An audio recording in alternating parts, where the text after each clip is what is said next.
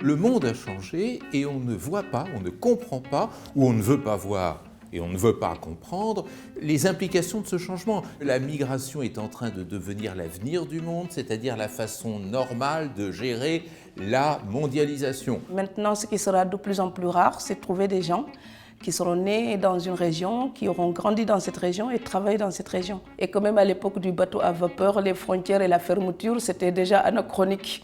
Donc la mobilité maintenant, elle est inscrite dans nos vies. L'humanité est exclue du processus de migration. On est dans un monde où tout est fonction de la logique souverainiste des États. Les États sont en train de s'enfermer comme dans des forteresses. Y esa gobernabilidad no ha funcionado, porque está concebida desde la seguridad. No sabemos seguridad para qué, pero no ha funcionado. Han cerrado fronteras y las hemos roto, y las hemos agujereado, y las hemos cruzado, y vamos y venimos, y somos millones, más de 200 millones hoy en el planeta. No funcionó. It's inevitable that things have to change, and change for the better. Yeah, borders shouldn't be there. It should be an open world where there is a universal citizenship, like what we just had this afternoon. And I think it's a very good idea, this universal passport, universal citizenship, and I'm all for it.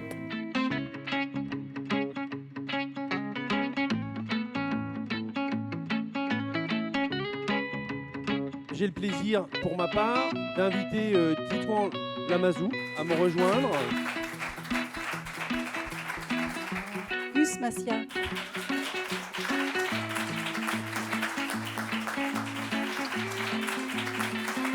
Je voudrais appeler M. Rogerio Sottili, qui est le secrétaire d'État adjoint aux droits humains de la mairie de São Paulo.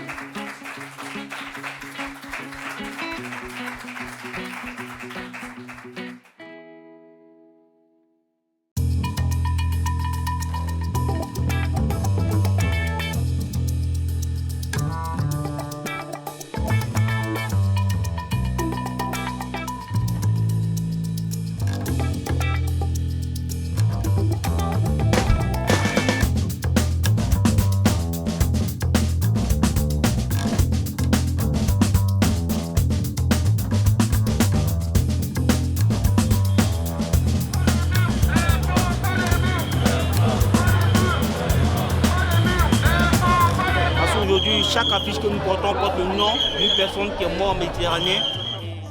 Les associations de migrants, les collectifs de sans-papiers, les associations qui, depuis des années, des décennies, se battent pour que soient enfin reconnus des droits pour les migrants partout dans le monde. Guy Bedos nous accompagne depuis des années dans ce combat pour le droit des migrants.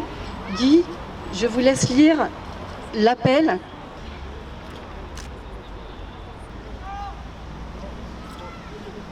Contre les naufrages en Méditerranée, des ponts, pas des murs. Après les drames qui, en Méditerranée, ont provoqué la mort et la disparition d'à peu près 3000 personnes depuis le début de l'année. En 20 ans, plus de 20 000 morts aux frontières européennes. Nos organisations sont consternées par cette politique de non-assistance à personne en danger. Ensemble, exigeons des ponts, pas des murs. Des ponts!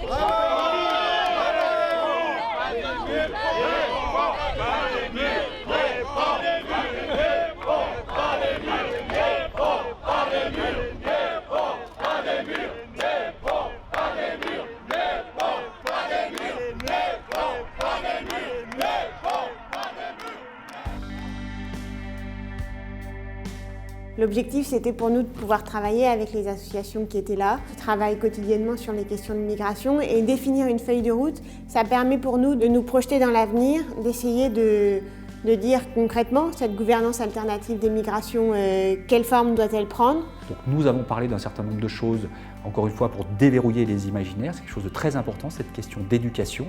de lutte contre les idées reçues, de formalisation d'un contre-discours. Donc ça, c'est un premier axe qui est un axe très important. Un deuxième axe très important, c'est l'axe de se dire aujourd'hui, la manière de changer le monde, ce n'est pas simplement au niveau des États, ça peut être au niveau des villes.